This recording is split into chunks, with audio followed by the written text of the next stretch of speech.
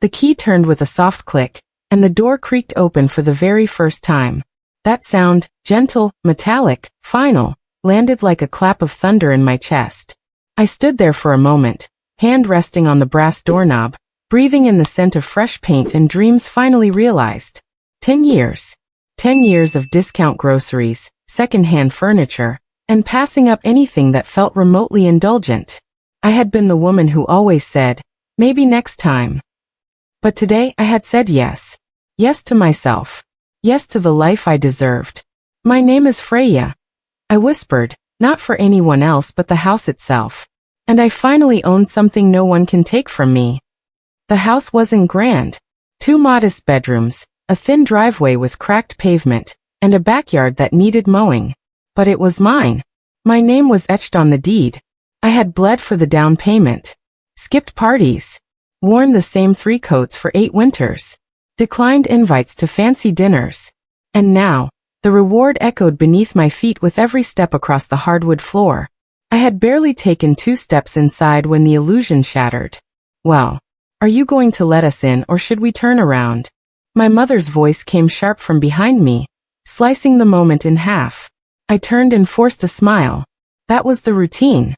I had rehearsed it over the years. Grit teeth, lift cheeks, breathe. Come in, I said. She strode past like the queen of critique, giving the space a cursory glance before curling her lip slightly. Behind her, my brother Smith followed, ever-polished, phone in hand. And then Ava, his wife, walked in with a wrinkled nose and enough perfume to fumigate the place. It's quaint, Ava murmured, running a perfectly manicured finger along the doorframe like she was inspecting it for dust mites. Minimal. Minimalson, Smith said, his tone warm but eyes cold. Right, Freya? That tone. That smirk. The same one he wore when I brought home a science fair ribbon in middle school. And he rolled his eyes because his trophy was taller. I gestured toward the kitchen. I made Mom's favorite, chicken casserole with rosemary and Gruyere. Let's sit. Mom dumped her oversized purse onto my new armchair like it was a discarded rag. Such a shame you bought this place now, she said offhandedly. Smith really could have used that money. I froze mid-step, casserole dish still in hand, oven mitt snug and slightly damp from nerves. What money? I asked, though I already knew.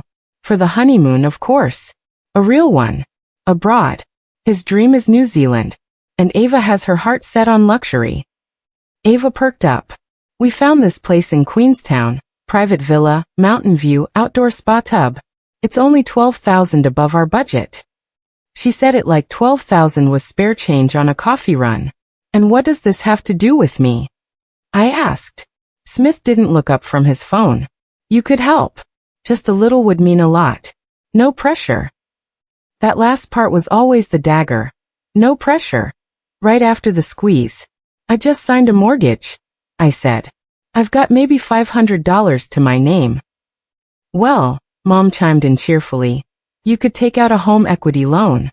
That's what houses are for, building family wealth. Family wealth. Her favorite phrase. It always meant me giving, them taking. I saved for a decade for this house.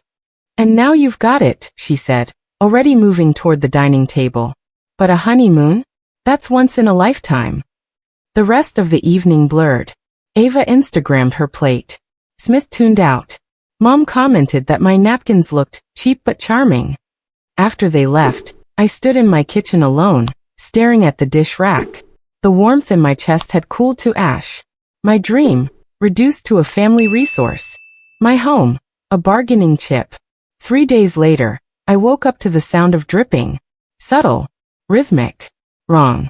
The basement was flooded. My new storage bins bobbed like orphaned lifeboats in murky water.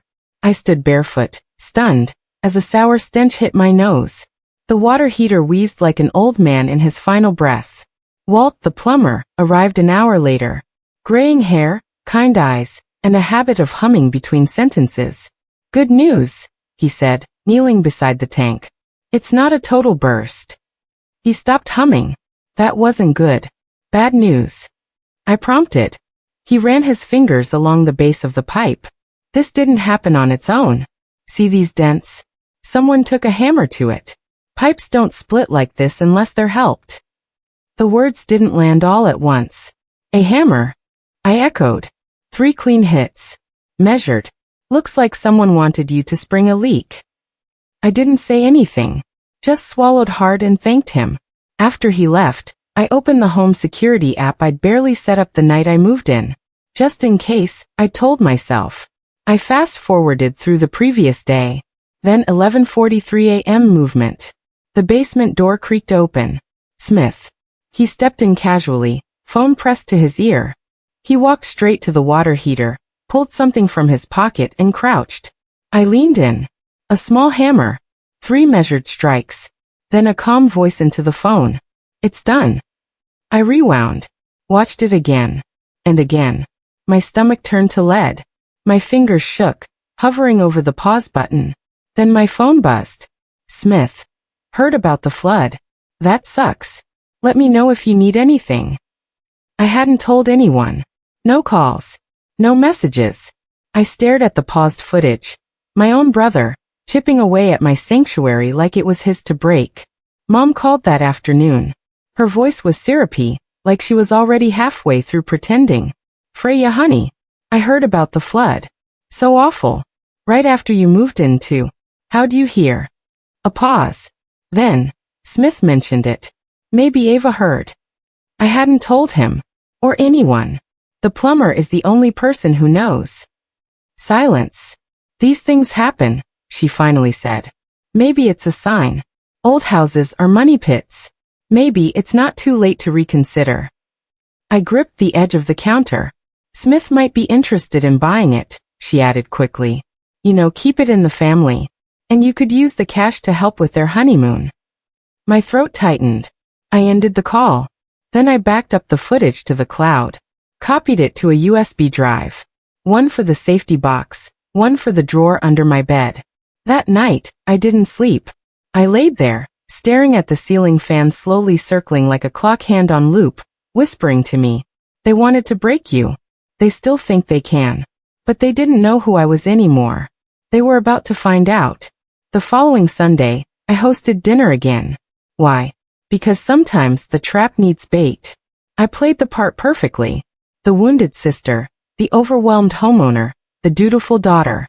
I smiled through gritted teeth and let Smith blend coffee like he hadn't destroyed part of my house and lied about it. Ava complimented the food again, this time with a smug tilt of her head. You're a really good cook, Freya. Ever consider catering?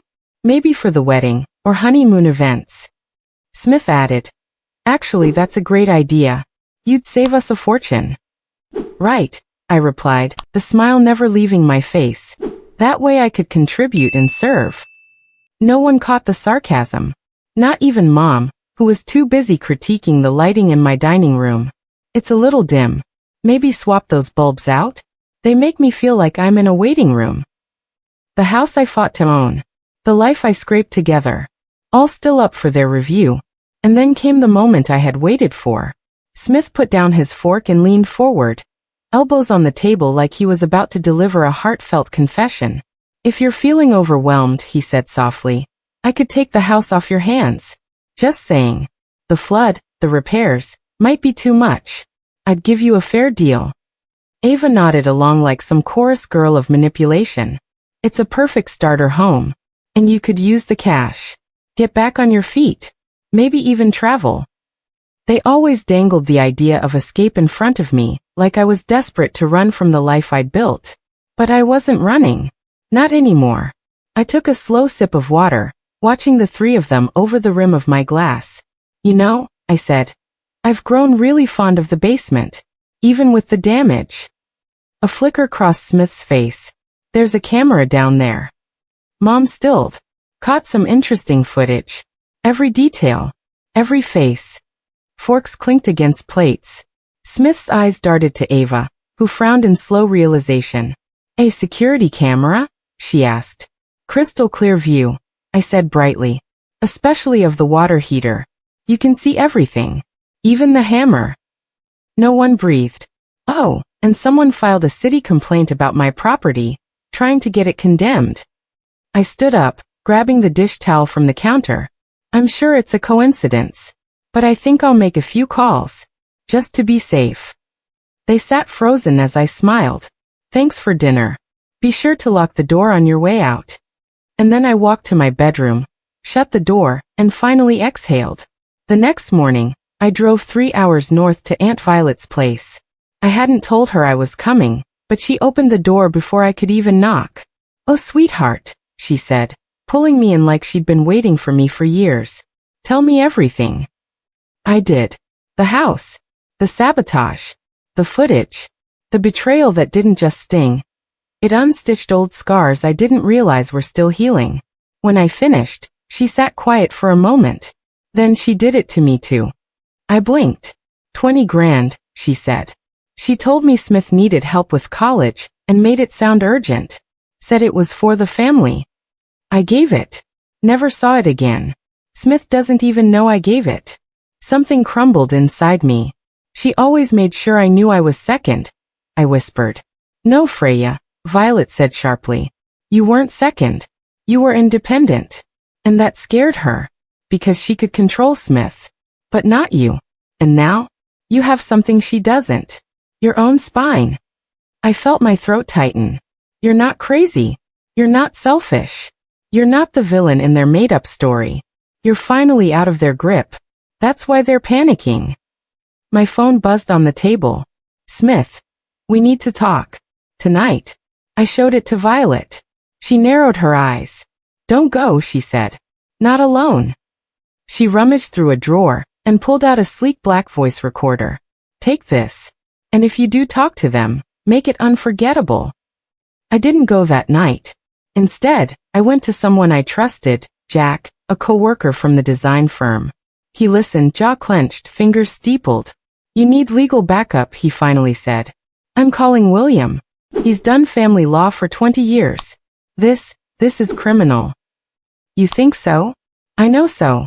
The next morning, I met William in a quiet coffee shop on the edge of town. He was lean, calm, with eyes that saw more than you said out loud. I handed him the flash drive and waited. He watched the footage once, leaned back and nodded slowly. "This," he said, "is a classic case of premeditated property sabotage. You could sue. You could press charges. You could probably get a restraining order." I hesitated. He leaned forward. "The real question is, what do you want?" I didn't answer right away. I looked out the window at the drizzle kissing the glass. "I want them to know they didn't break me. That I see them now." "Good," he said. "Just don't lie. Truth isn't defamation." I left with a folder, a plan, and a strange calm in my chest. Not vengeance. Not yet. Just clarity. The kind that comes before a storm. Back at home, I cleaned the house top to bottom, polished the brass doorknobs, steamed the curtains, lit the lavender candle I'd been saving for a someday moment. This was someday. I drafted a letter to the City Housing Authority with the help of William, attaching evidence that clearly pointed to the sabotage. We didn't file it yet, but it was ready. Then I scheduled a dinner. Not at my place. At theirs. I told them I wanted to apologize for my outburst. That I felt ashamed.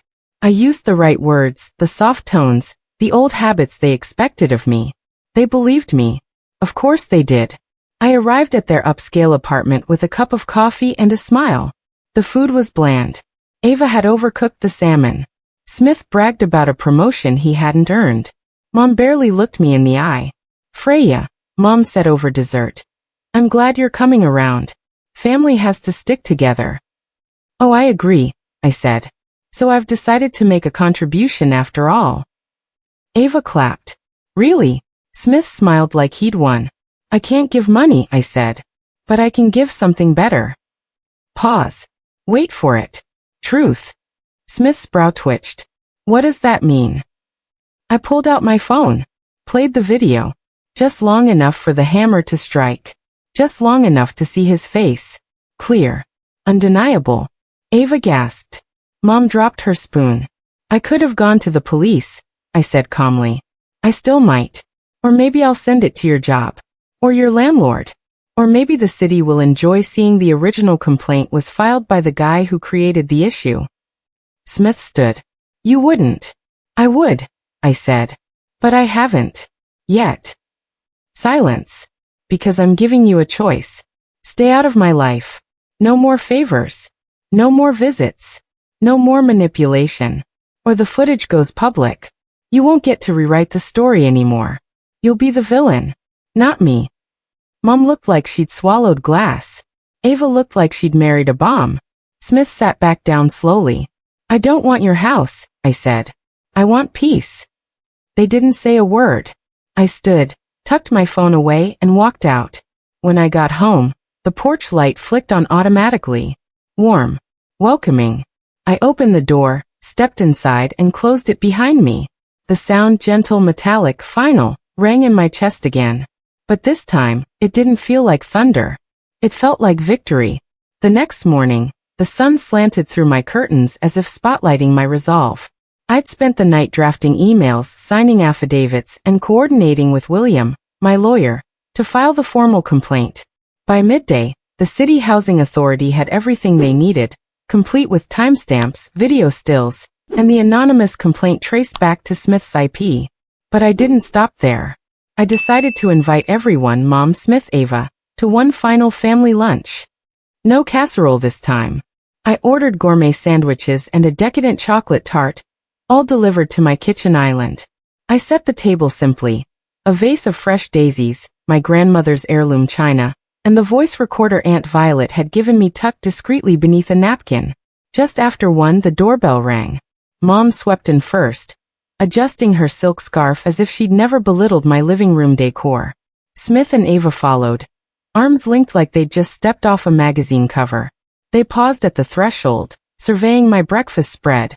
Looks nice, Mom said, picking up a plate. Thank you for coming, I began, pouring iced tea into crystal glasses.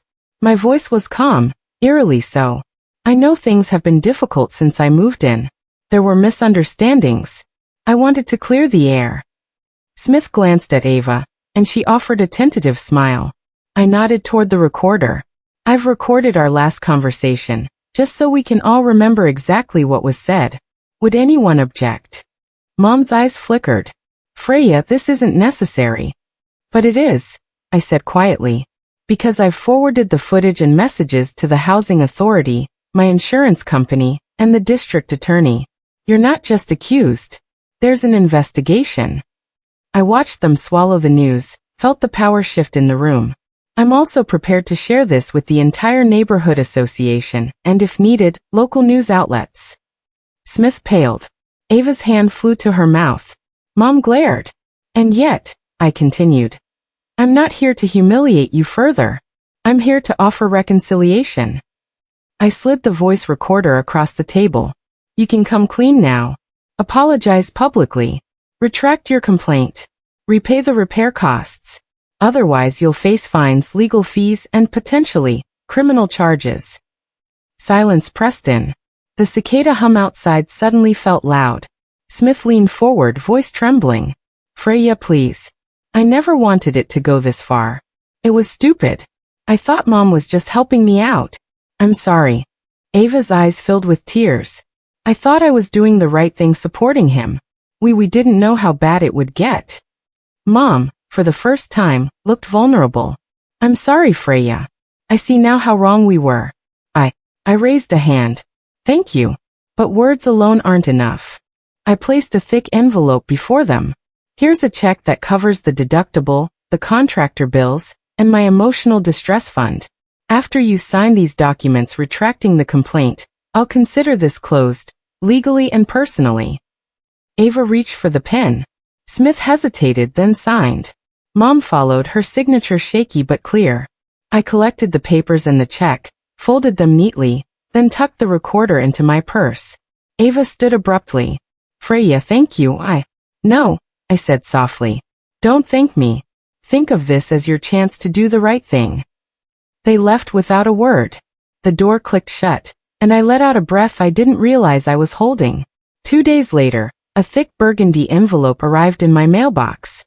It bore an unfamiliar crest, a gilded lion rampant. Inside was a letter from a law firm in my hometown reading, Estate of Henry Alcott, Great-Uncle. Dear Ms. Freya Lyons, you are hereby informed that pursuant to the last will and testament of your late great-uncle Henry Alcott, deceased April 2, 2021, You are the sole beneficiary of his personal estate, including real property and liquid assets, totaling $120,000. My heart thudded. Henry Alcott? The eccentric bachelor uncle who'd slipped from my childhood memories. A man who'd adored me for my independence, quietly funded my science fair projects, then drifted away. I'd assumed his estate went to hospitals or distant cousins. Instead, he'd willed it to me. I sank into my armchair and reread the letter, vision swimming. An inheritance, unexpected, heartwarming, vindicating. I called the executor, who confirmed. The funds would arrive in my account within 10 business days. The city cottage, my sanctuary, was safe, and now buoyed by a cushion of my great-uncle's legacy. That weekend, I invited Aunt Violet over. She'd been my rock through this ordeal. She arrived carrying lemon bars and good news of her own. The public records reflected the retracted complaint, and the housing authority had closed its file. Not a breath of scandal would tarnish the neighborhood grapevine. We sat at my dining table, now bathed in soft afternoon light. You know, Violet said, I never doubted you'd win, but I didn't expect a bonus inheritance. I smiled, still astonished. He must have known. Always said I'd go far. She reached across the table. Now you can fix the basement for good. Maybe add that little art studio you always wanted. My chest tightened. Maybe I will. She patted my hand. You deserve every bit of it. Monday morning, I arrived at the office with a calm thrill. William had drafted the final release forms, and my insurance claim had been approved for full coverage. I walked past classrooms of design students toward my studio, confidence radiating with each step. I thought of the dinner table, the recorder, and the hush that fell when I stood my ground. I thought of my great-uncle's thoughtful generosity, and I thought of myself, no longer the sister who silently carried shame, but the woman who set boundaries, sought justice, and reclaimed her life. That afternoon, I drove to the contractor's office. The estimate for the full basement restoration was just under $14,000, a fraction of my inheritance plus a small equity loan I'd chosen to take on my own terms. I signed the papers with a steady hand, picturing a bright, sunlit workspace where creativity would flourish. As I slipped the signed contract into my purse, my phone buzzed. A text from Ava. I'm so sorry for everything. I wish I'd seen how toxic my family was. Thank you for giving us a chance to make it right. I paused, then replied. Wishing you well. Take care. No more guilt. No more pleading. That evening, I walked into my home, my sanctuary, bathed in the golden haze of twilight. I flicked on the new pendant lights my inheritance had allowed, and the polished floors gleamed warmly. I poured myself a glass of iced tea and stepped onto the back deck, inhaling the fresh-cut grass scent. In the distance, the town's lights began to twinkle like borrowed stars. My house, once a battleground, was now a beacon of resilience. Some revenge doesn't roar.